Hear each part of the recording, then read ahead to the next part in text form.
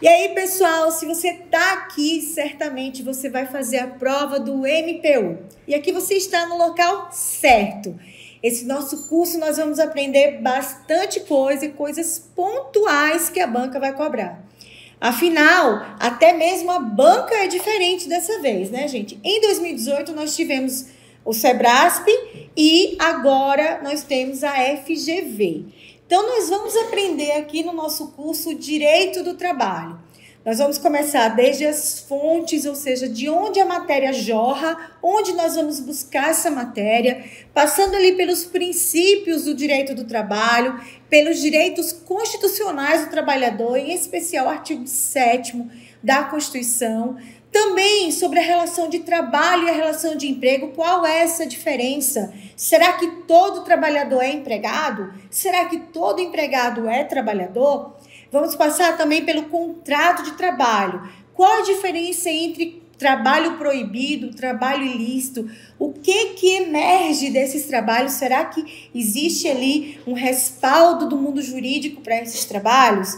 Também passaremos pela jornada de trabalho, dentro disso intervalos, horas extras, adicional noturno, remuneração, que é um dos temas mais cobrados, estabilidades, rupturas contratuais e muito mais que iremos ver aqui no nosso curso. Eu trarei para vocês tanto um pouco da teoria como também questões anteriores, tanto do MPU, como também da FGV em outros cursos, em outros concursos. Então, sem mais delongas, venham comigo, é um prazer estar aqui com vocês, junto com o Método Tríade. Meu nome é Kelly Amorim e eu sou professora da área trabalhista e, com muita honra, estou aqui para trilhar o caminho do sucesso com vocês. Então, nosso primeiro ponto são as fontes do direito do trabalho. Vejam, sempre que você escutar essa palavra fonte, significa de onde essa matéria vem, de onde ela jorra. Se você pegar uma água mineral, uma garrafa, vai estar ali, fonte de tal lugar, ou seja, de onde essa matéria vem, de onde essa água vem, e trazendo aqui para nós de onde essa matéria vem. Vejam, gente, é considerado o direito do trabalho aqui um direito com fontes, tanto materiais como fontes formais. Qual vai ser essa diferença?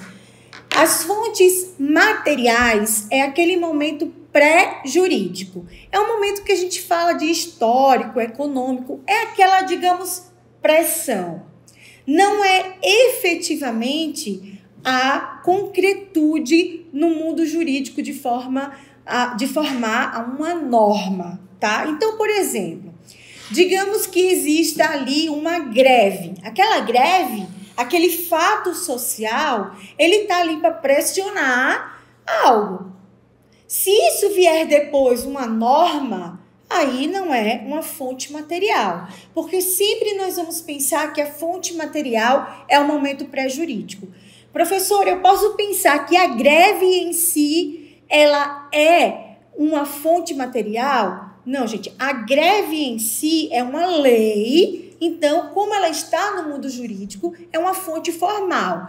Agora, o fato social das pessoas se reunirem e trazer tudo aquilo ali é considerado uma fonte material, uma pressão para que tenha ali determinadas observações que estão sendo pleiteadas. Já as fontes formais, elas são ali contidas no mundo jurídico. Então, elas já estão estabelecidas no mundo jurídico. Então, nós vamos adentrar, não se preocupe se você não entendeu até agora, nós vamos adentrar nesse mundo menor, que é da fonte material, até chegar ao da fonte formal. Vejam, aqui no quadro eu tenho para vocês essas fontes do direito do trabalho, como eu falei, as materiais e as formais, sendo que as materiais, como eu falei, é um momento pré-jurídico. Então, como que seria isso? São aqueles fatores históricos, econômicos e de movimento mesmo social com o intuito em si. Por exemplo, já caiu na época que era CESP, né, para a AGU, Advocacia Geral da União, Advogado da União, dessa forma. Considerando a definição e as fontes do direito do trabalho, julgue o item a seguir. Como uma das principais fontes formais do direito do trabalho, os movimentos reivindicatórios deflagrados pelos trabalhadores com a participação dos sindicatos têm sido, ao longo da história, o principal elemento gerador de normas jurídicas trabalhistas.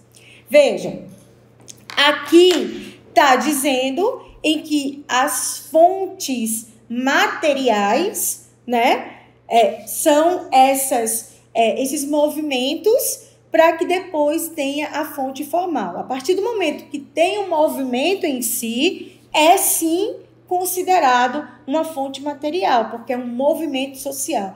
A partir do momento que aquela pressão ocasionou a fonte, uma norma coletiva, aí nesse caso é a fonte formal, porque através dessa norma coletiva ela já é dentro ali do universo jurídico trabalhista.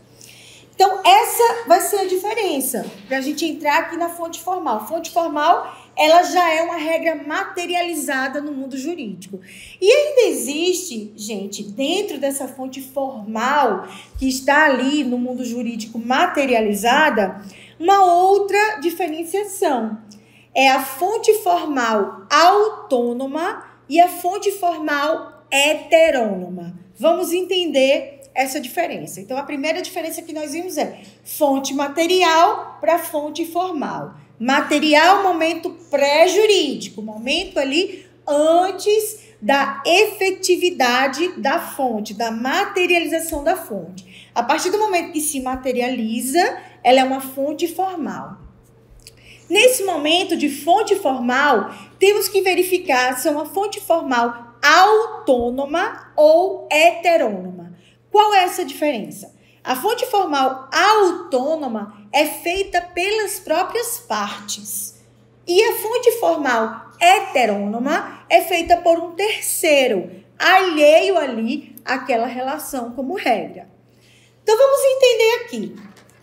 Vejam, quando eu falo em fonte formal, que está no mundo jurídico, autônoma, são as partes que fizeram. E aqui no direito do trabalho, você vai ter uma coisa que só existe aqui, onde as próprias partes fazem a sua norma através das normas coletivas. E para que você entenda esse mundo aqui da norma coletiva, você vai precisar entender quais são as duas grandes normas coletivas. Nós chamamos de acordo coletivo de trabalho e convenção coletiva de trabalho. Eu vou colocar aqui para vocês essa diferença entre acordo coletivo de trabalho e convenção coletiva de trabalho. Vejam, essas aqui são o que a gente chama de fontes formais autônomas. Por que autônomas? Porque são as próprias partes que fazem. O acordo coletivo, gente, ele vai ter aqui tanto, sempre no acordo ou na convenção, vai ter o sindicato dos trabalhadores, tá? Tanto em um como em outro.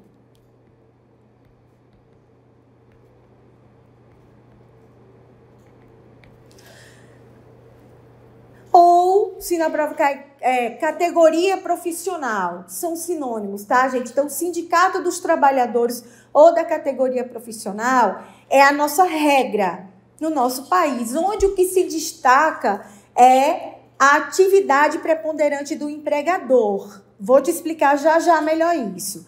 Então, tanto no acordo como na convenção, vai ter aqui o sindicato dos trabalhadores, no polo. A diferença vai estar nesse segundo polo, tá? Na convenção coletiva de trabalho, vai estar aqui no segundo polo o sindicato da categoria econômica ou dos empregadores. Então, veja que aqui na convenção coletiva de trabalho vai ser entre o Sindicato dos Trabalhadores, ou categoria profissional, versus o Sindicato dos Empregadores, tá? Que a gente chama de categoria econômica. Já no acordo coletivo, será entre o sindicato ali dos trabalhadores versus a empresa ou empresas. Pode ser um conjunto de empresas. E eu vou precisar passar um tempinho a mais com vocês, porque isso aqui, gente, é a base da nossa matéria. Entendendo bem isso aqui, você vai matar muita charada, muita pergunta mais para frente. Então, vamos lá. Fonte é de onde a matéria jorra.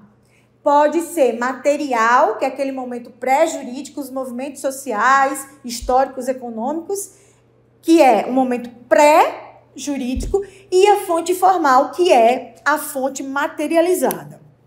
Dentro dessa fonte formal, nós temos as fontes autônomas e heterônomas. As autônomas são feitas pelas próprias partes. Já as heterônomas são feitas por um terceiro. Estamos aqui só para você ter aí no seu caderno, nas suas anotações, seja onde você faz. Estamos aqui nas autônomas. E essas autônomas basicamente são acordo coletivo e convenção coletiva. A convenção coletiva é entre sindicato e sindicato. Então, são dois sindicatos. Tanto dos trabalhadores ou categoria profissional, como dos empregadores ou categoria econômica. Então, essa norma, ela servirá para toda essa categoria, tá? Então, digamos, existe um sindicato aqui, ó, que é um sindicato dos trabalhadores, dos trabalhadores dos bares e restaurantes e hotéis do Distrito Federal, por exemplo. Todo mundo que trabalha ali, naqueles bares, restaurantes, hotelaria, questões de diversões, vão estar amparadas por esse sindicato.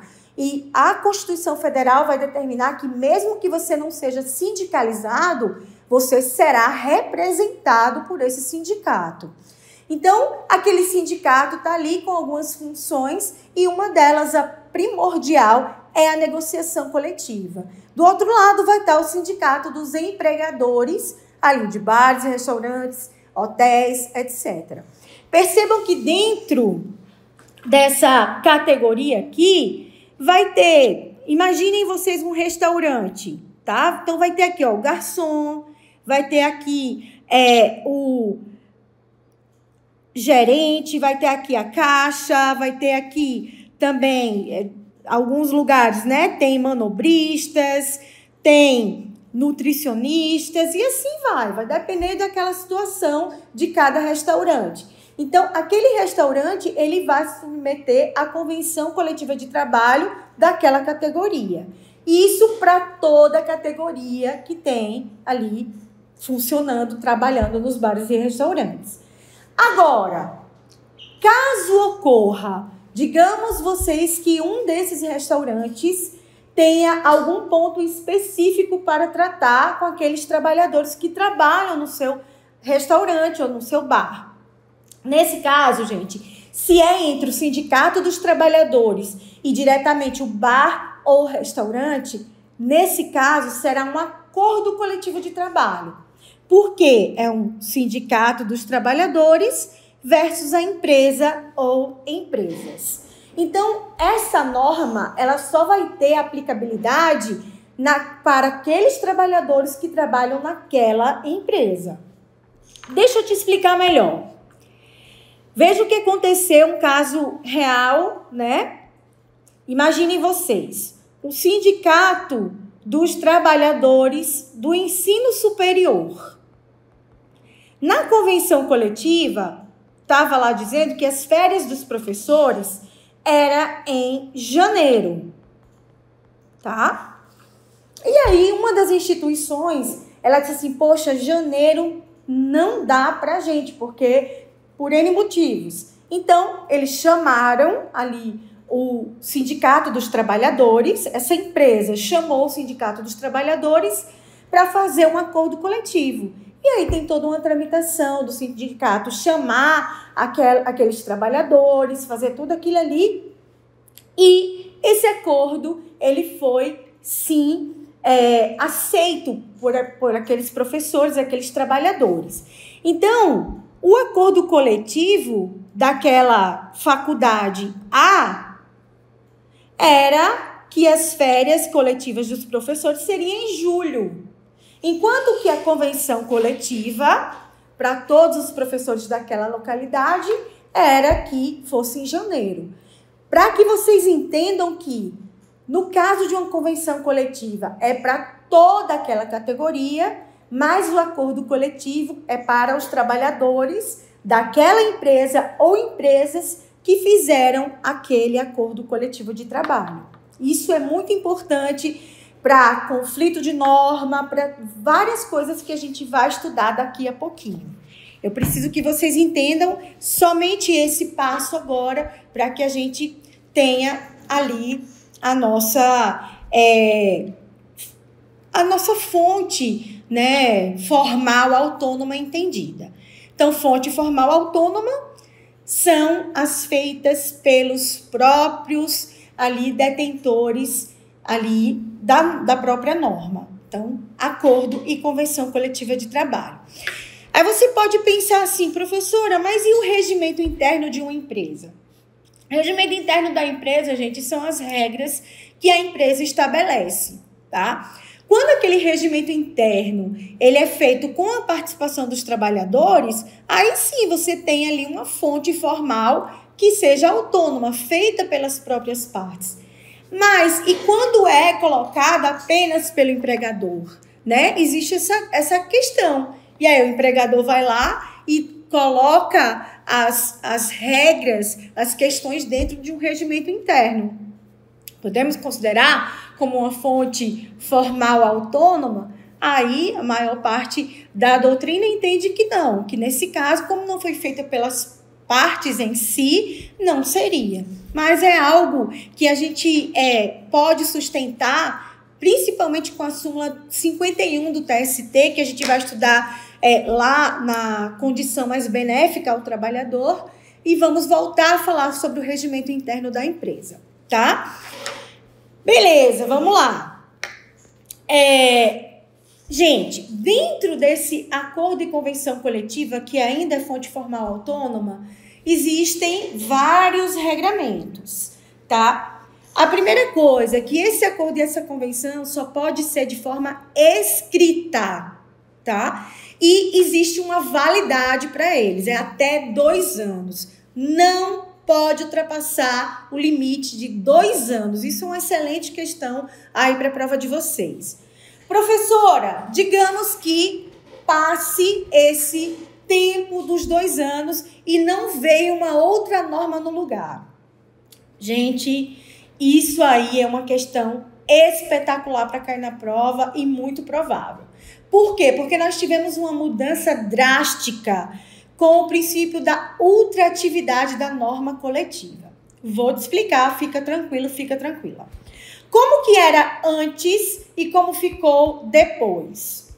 Deixa eu só arrumar aqui um quadrinho branco para a gente conversar sobre isso. Vejam, antes da reforma trabalhista de 2017,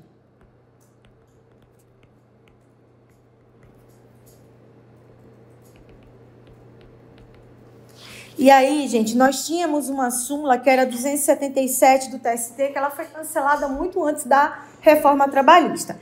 Ela dizia assim, olha, no caso de a validade daquela norma ter chegado ao fim, chegou aos 2 anos, certo? E não veio outra norma no lugar dela, ela, mesmo sem validade, ficaria surtindo efeito até que viesse uma outra norma no lugar dela, tá? Então, imaginem vocês que na Convenção Coletiva de Trabalho de 2022/2024, tinha lá que o vale-refeição era de R$600, tá? Então, essa validade era até maio de 2024 e simplesmente acabou e não veio outra norma no lugar. Então, ficou uma lacuna, certo? Como que era o pensamento anterior, né? Por essa súmula 277. Enquanto não vem uma outra norma, esse direito aqui, o empregado vai ter. Então, mesmo que não venha outra norma, será ali observado esses R$600. Não é mais assim, tá, gente? Isso tá ali previsto em lei, agora sim, né? Depois da reforma trabalhista, que se essa norma acabou a validade, acabou esses 2 anos, acabou a eficácia. Ela não pode surtir efeito porque ela não tem mais validade, certo? Então, depois disso, da reforma, especificamente porque colocou isso dentro da lei, sendo que a súmula do TST já tinha sido cancelada há tempos atrás, não cabe a ultratividade da norma. Não cabe a ultratividade da norma. Ou seja, se ela tem 2 anos de validade, veio esses 2 anos e não veio outra norma no lugar, acabou. O que tinha ali naquela norma, acabou. Não tem mais eficácia, tá? Ela não adere ao contrato de trabalho. Tudo bem? Beleza, vamos lá. Então, pessoal, como eu estava falando para vocês, as fontes formais heterônomas em que o terceiro a faz são as leis, né? Leis em sentido amplo, Constituição Federal, leis esparsas, CLT, e também as sentenças normativas, que já vou explicar para vocês também, e aqui as súmulas vinculantes do STF. As súmulas do TST, elas não são consideradas vinculantes, tá?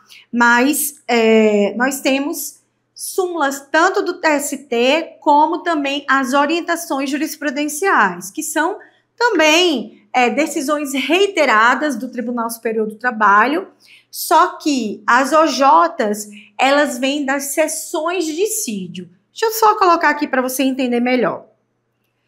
O Tribunal Superior do Trabalho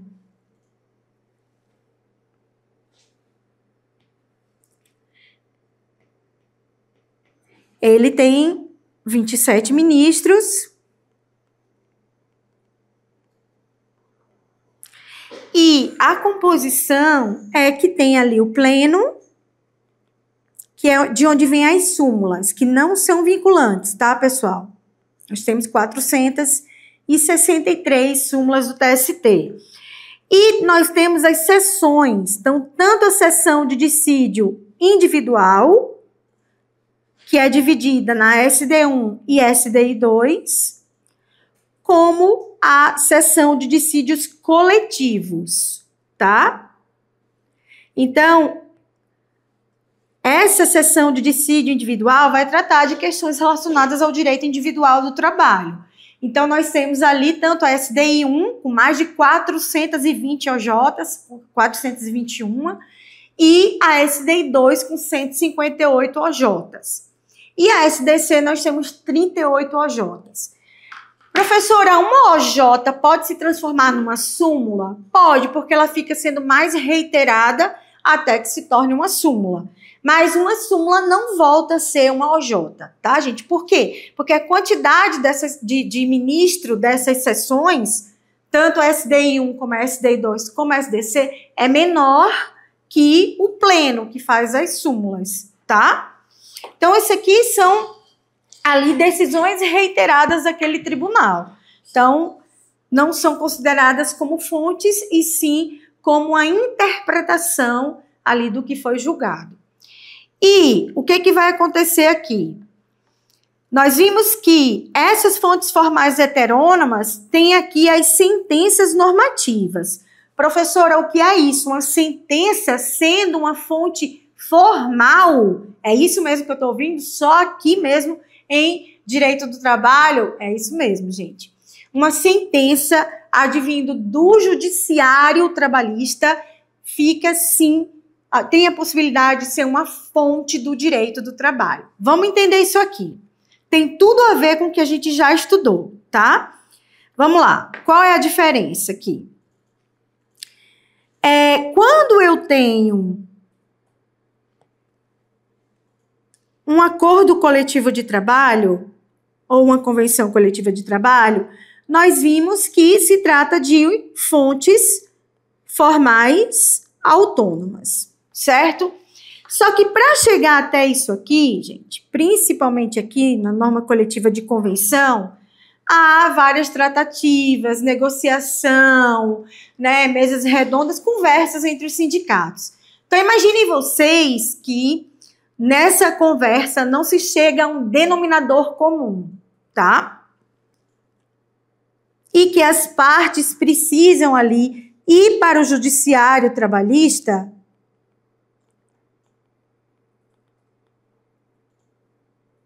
para que o judiciário determine quem tem ou não razão. Então, vou dar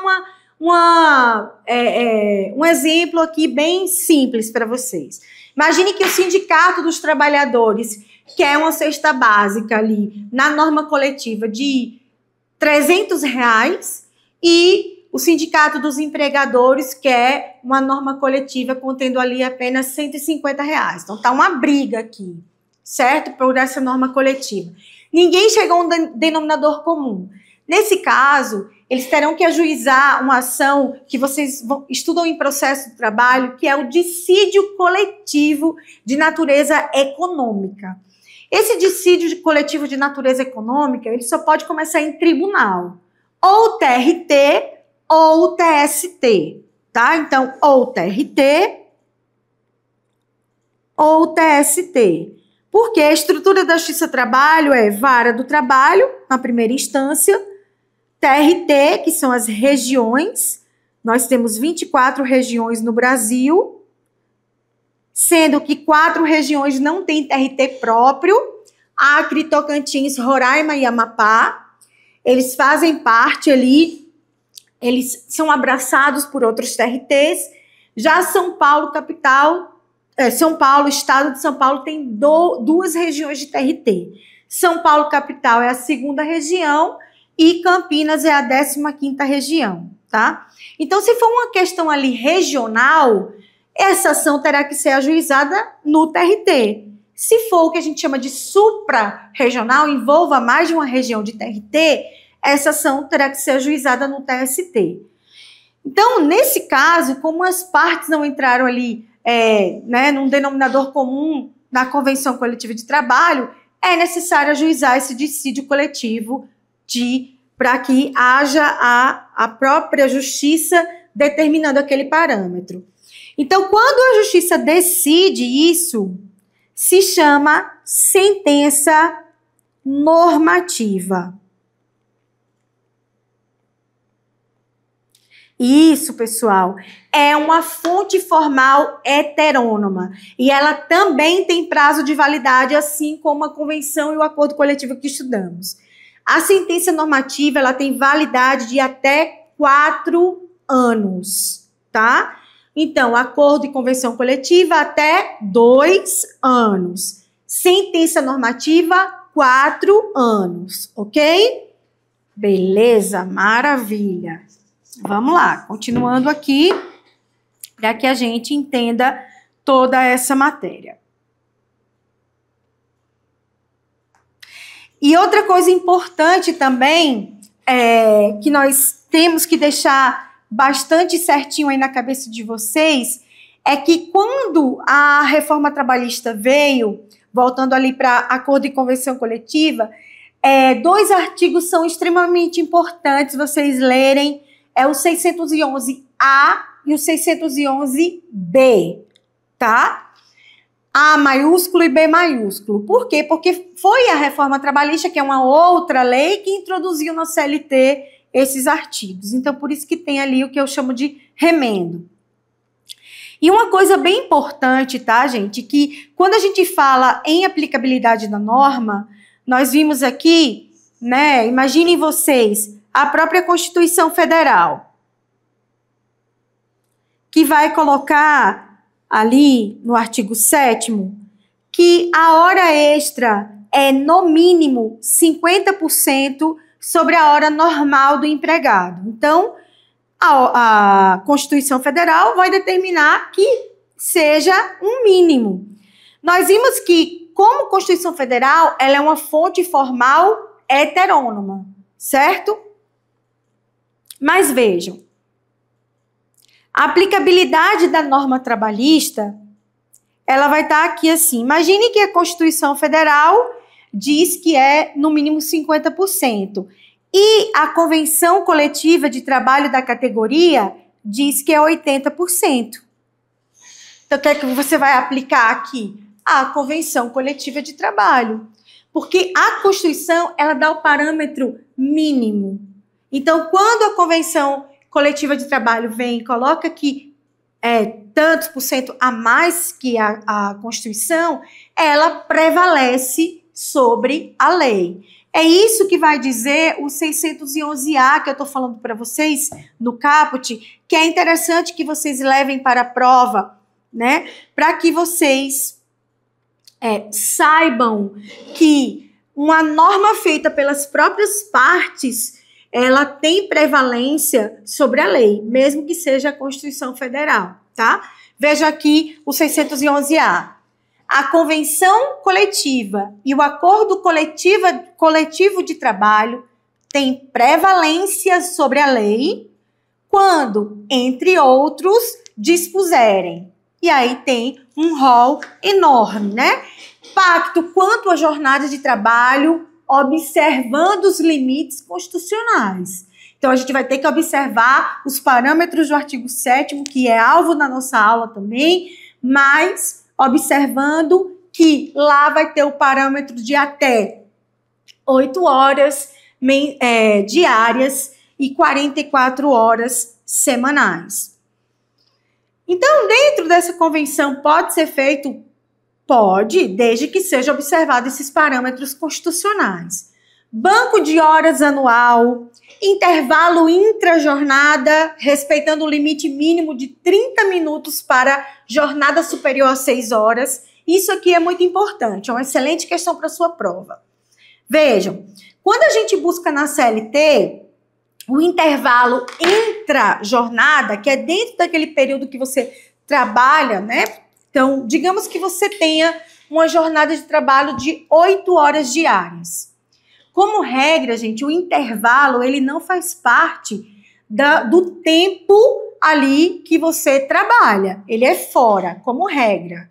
Quando estudarmos jornada de trabalho, eu vou falar sobre exceções para vocês. Mas a regra é que, digamos que uma pessoa trabalhe 8 horas por dia. Ela chega no trabalho às 8 da manhã, trabalha até meio-dia, 4 horas. Aí, digamos que ela tenha 2 horas de intervalo. Então, ficou do meio-dia até 2 horas da tarde. Voltou e faz mais 4 horas.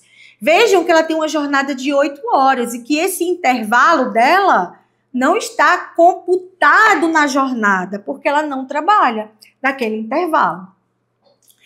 E a CLT, ela vai dizer que quem trabalha acima ali de 6 horas, a jornada de trabalho, ela deve ser no mínimo de 1 hora, no máximo de 2 horas. E aí, né, veio a reforma trabalhista e disse, olha, não, pode ser de meia hora, desde que isso seja observado aqui dentro da norma coletiva de trabalho. Então, se está dizendo que o meu intervalo é de meia hora, mesmo trabalhando mais que 6 horas, eu vou aplicar essa norma coletiva? Sim, porque ela tem prevalência sobre a lei e é isso que diz o 611-A. Adesão ao programa de seguro-emprego, não é o desemprego, tá? De que trata a Lei 13.189. O 5, plano de cargos e salários e funções. 6, regulamento empresarial. Deixa eu só colocar aqui. O 7, representante dos trabalhadores no local de trabalho. 8, teletrabalho, regime de sobreaviso e trabalho intermitente. 9, remuneração por produtividade, incluídas gorjetas percebidas pelo empregado e remuneração por desempenho individual. 10, modalidade de registro de jornada de trabalho. 11, troca do dia de feriado. 12, enquadramento do grau de insalubridade. 13, prorrogação da jornada em ambientes insalubres, sem licença prévia das autoridades competentes. O 14, prêmios de incentivo em bens ou serviços. E o 15, participação nos lucros e resultados. Gente, tem que dar uma lida em todos eles, tá? É bom levar isso para a prova, mas a grande questão aqui que eu quero que vocês entendam é: vai prevalecer o que está na norma coletiva do que o que está na lei no tocante a esses pontos.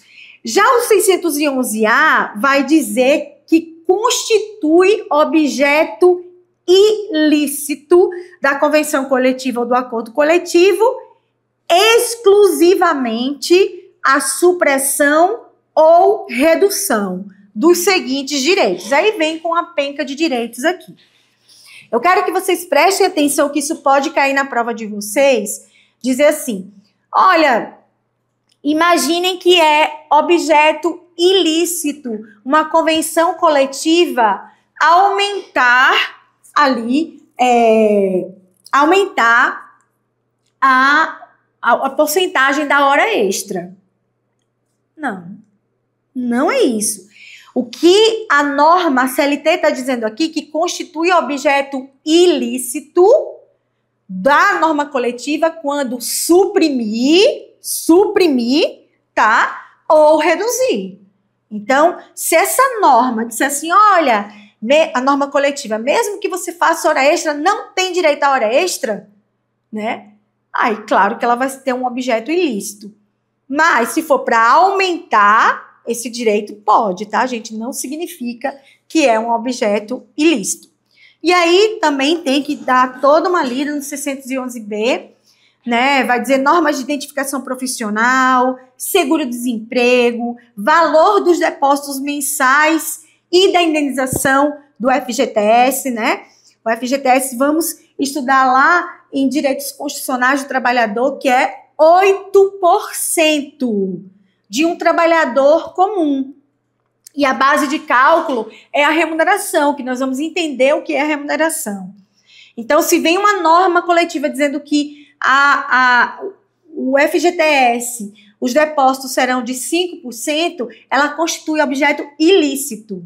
Professora, mas pode ser a previsão de 12%? Aí pode, porque só constitui objeto ilícito se ela suprimir ou reduzir o que está estabelecido na norma, na lei. Beleza?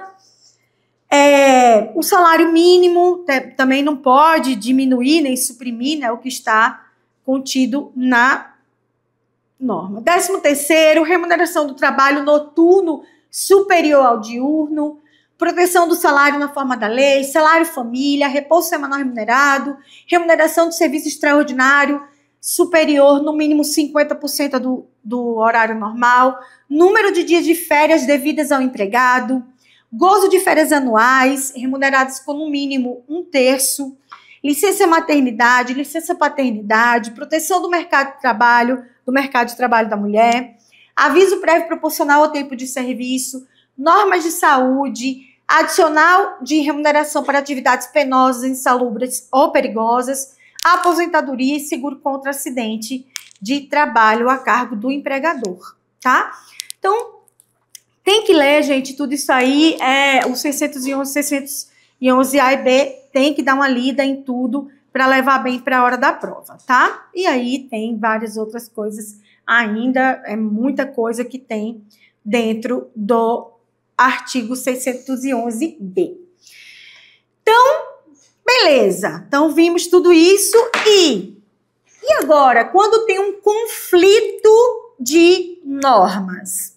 Eu já falei para vocês que quando houver conflito, né, você tem ali normas que dizem coisas diferentes no sentido ali da aplicabilidade ou não. Na norma coletiva, já expliquei para vocês o artigo 620, que hoje se usa a norma mais específica, o princípio da especificidade. Tem um acordo, tem uma convenção, eu vou usar a mais favorável, professora? Não, você vai usar a mais específica. No caso, o acordo coletivo de trabalho. sempre. Ele vai ser mais específico. Já quando eu falo em fontes formais, né, heterônomas, um terceiro que faz, digamos que tenha uma convenção internacional que foi ratificada pelo Brasil, da OIT, que está no nosso ordenamento jurídico. Isso é real, tá, gente? Existe uma convenção da OIT que foi ratificada pelo Brasil, que ela vai dizer que existe férias, né, que existe direito ao recebimento das férias, mesmo que proporcionais, em qualquer modalidade de ruptura contratual, certo? E aí, olha que interessante. Teve um caso de um rapaz que ele acessou em 2 dias de trabalho 847 sites pornográficos durante 48 horas de trabalho. Você imagina a miséria, né? E claro que ele foi demitido por justa causa, né? E quando ele ajuizou uma ação na Justiça do Trabalho dizendo, olha, eu fui perseguido, nunca fiz nada contra a empresa e ela me perseguiu e me mandou embora por justa causa. E a empresa na defesa falou assim, olha, não é bem assim não, você acessou tantos sites pornográficos, está aqui o histórico do computador, tudo isso. E a Justiça do Trabalho entendeu que existia sim a justa causa.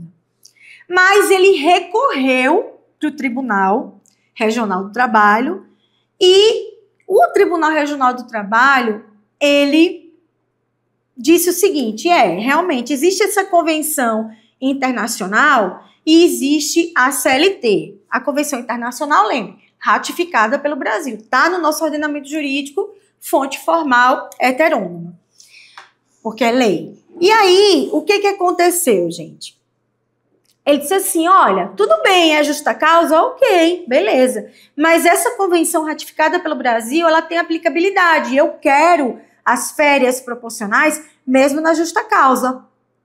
Aí, nisso, esse tema chegou até o TST e o TST disse assim, olha, realmente existe essa norma no Brasil que foi ratificada e tal, tudo certo.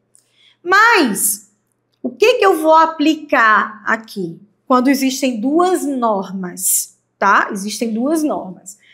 Eu uso a mais benéfica ao trabalhador no seu total.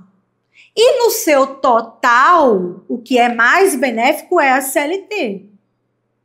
Porque se eu for pegar o que é mais benéfico por tema, aí você vai fazer uma coxa de retalhos, você vai fazer uma nova lei, certo?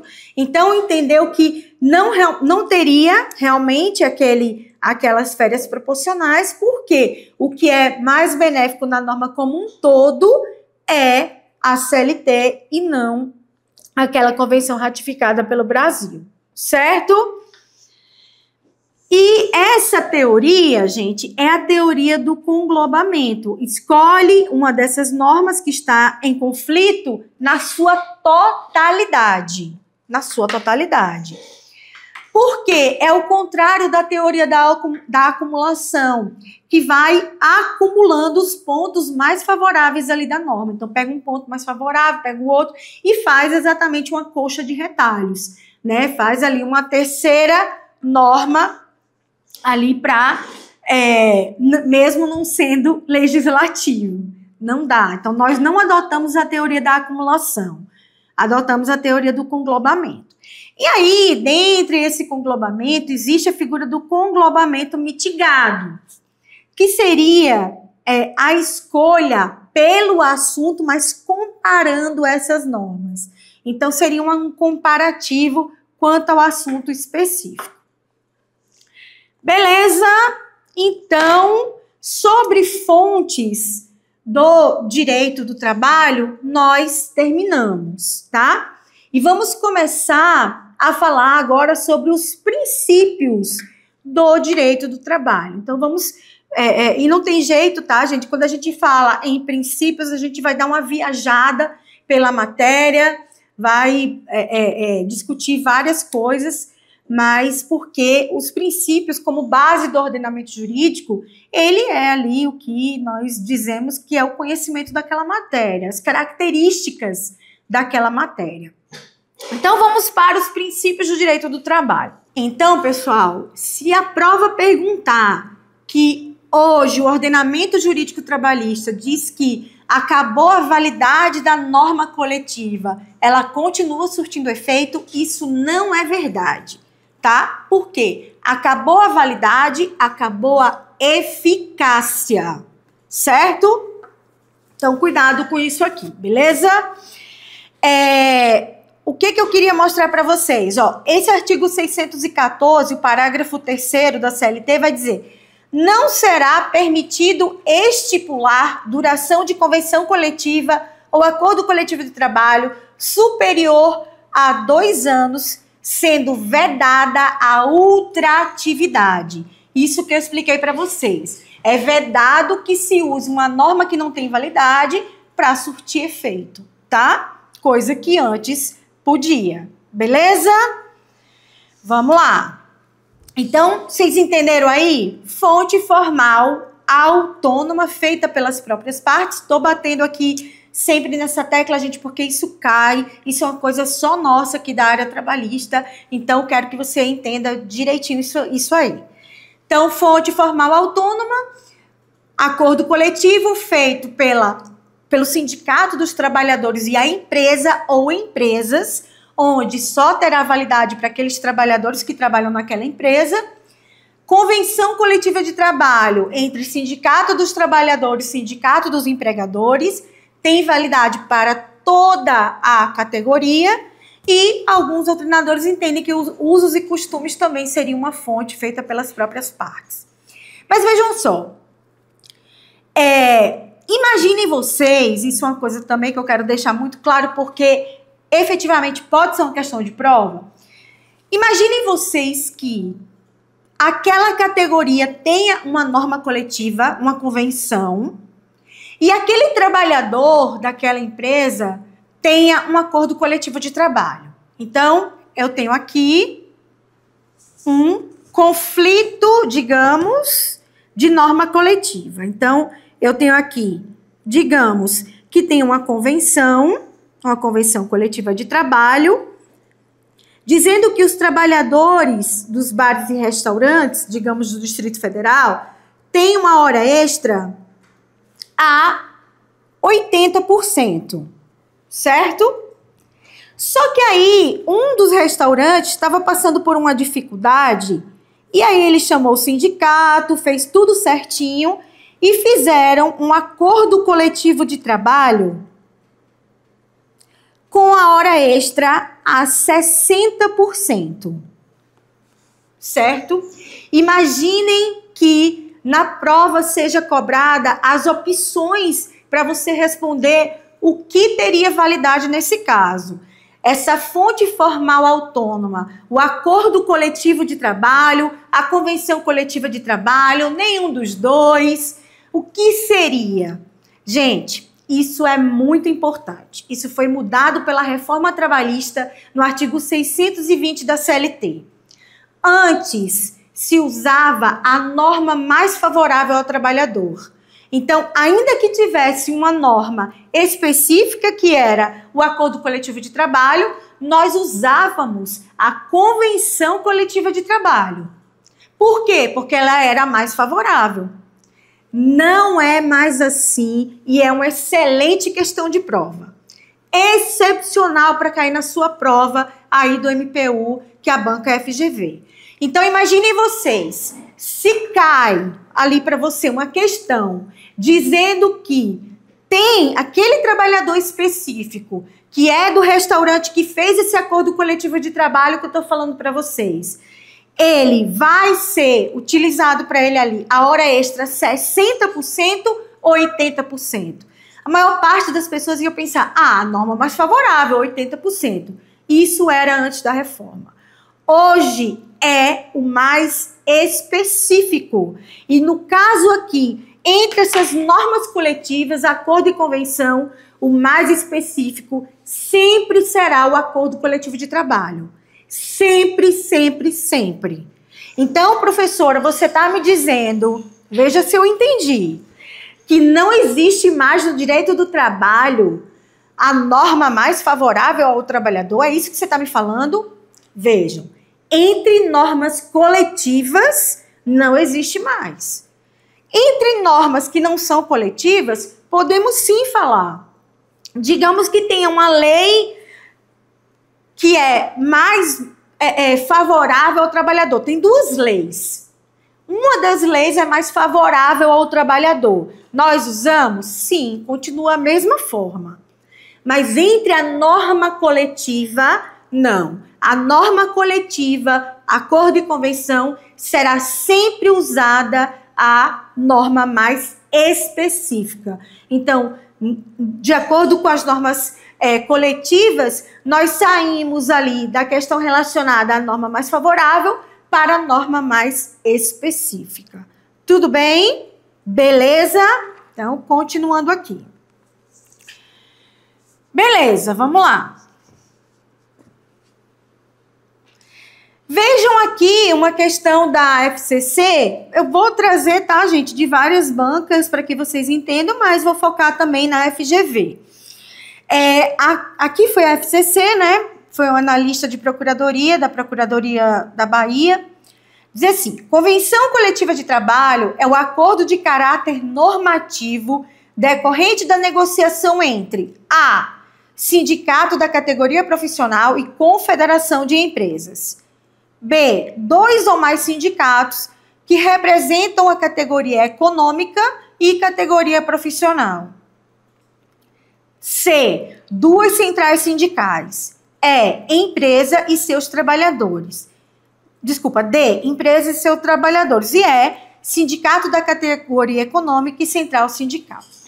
Eu trouxe essa questão aqui para vocês para entrar exatamente nesse tópico aqui. Pessoal, as centrais sindicais, elas fazem parte, sim, do sistema ali coletivo do trabalho. Contudo, jamais as centrais sindicais podem fazer normas coletivas de trabalho. Jamais, não pode, tá? Elas servem ali para ter aquela representação desses trabalhadores, mas como uma forma de pressão, tá? Não como forma ali de negociação coletiva. Então, essas questões aqui, as possibilidades de central sindical, você já tira, tá? Então, sairia aqui a central sindical letra C e a central sindical da letra E.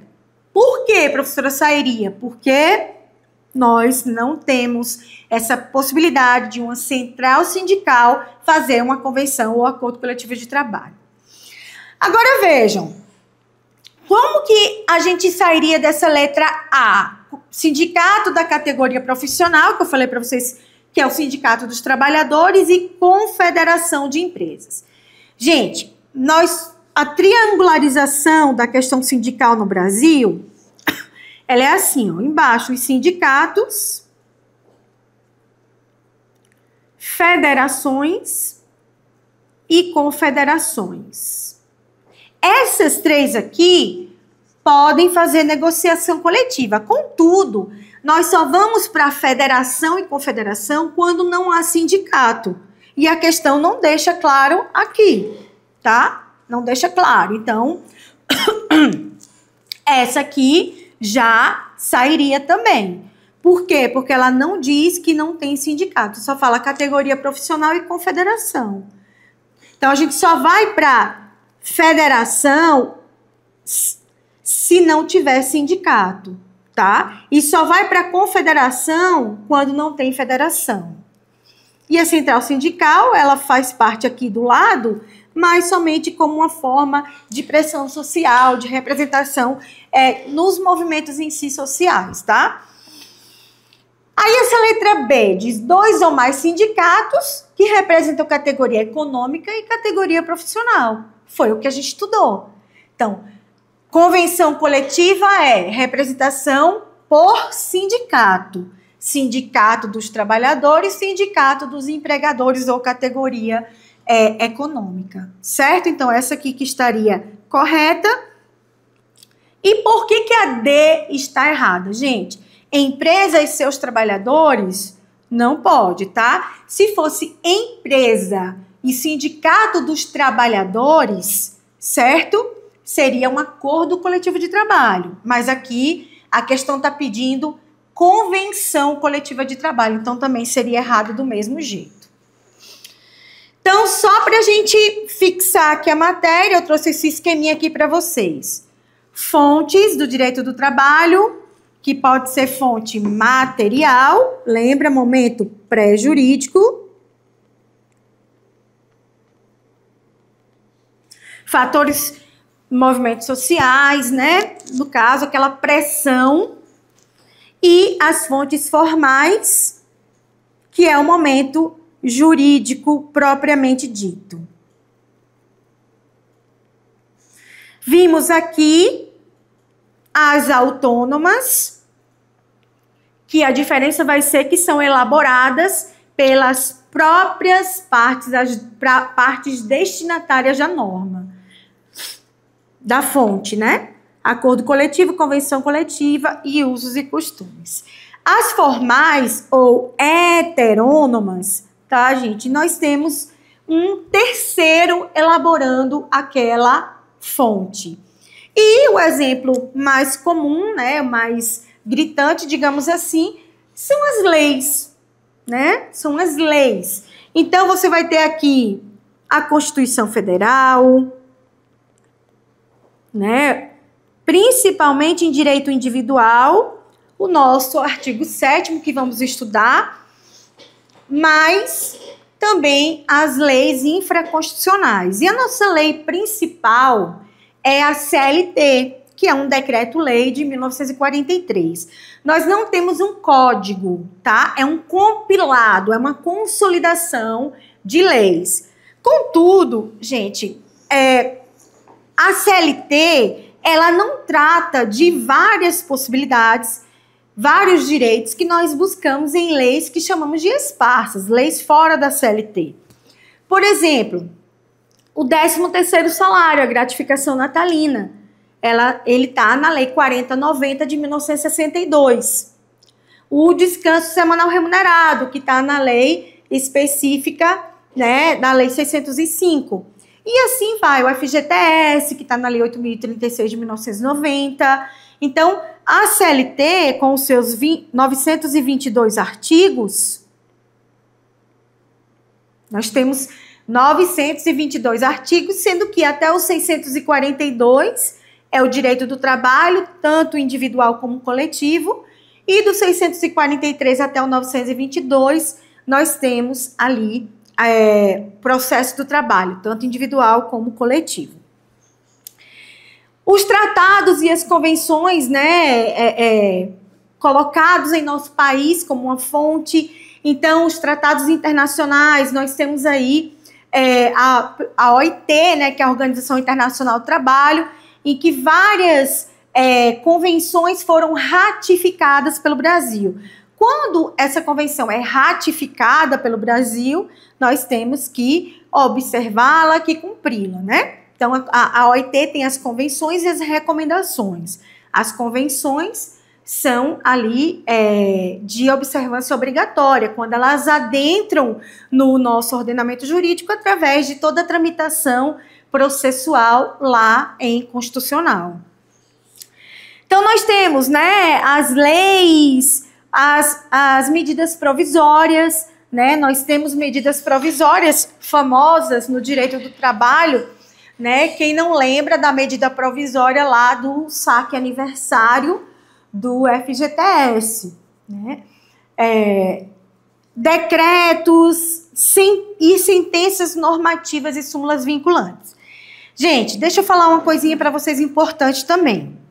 Aqui na matéria, eu vou sempre estar falando de súmulas e orientações jurisprudenciais. Então, pessoal, nessa aula, nossa primeira aula, falamos sobre fontes do direito do trabalho, que é de onde essa disciplina vem, de onde ela jorra.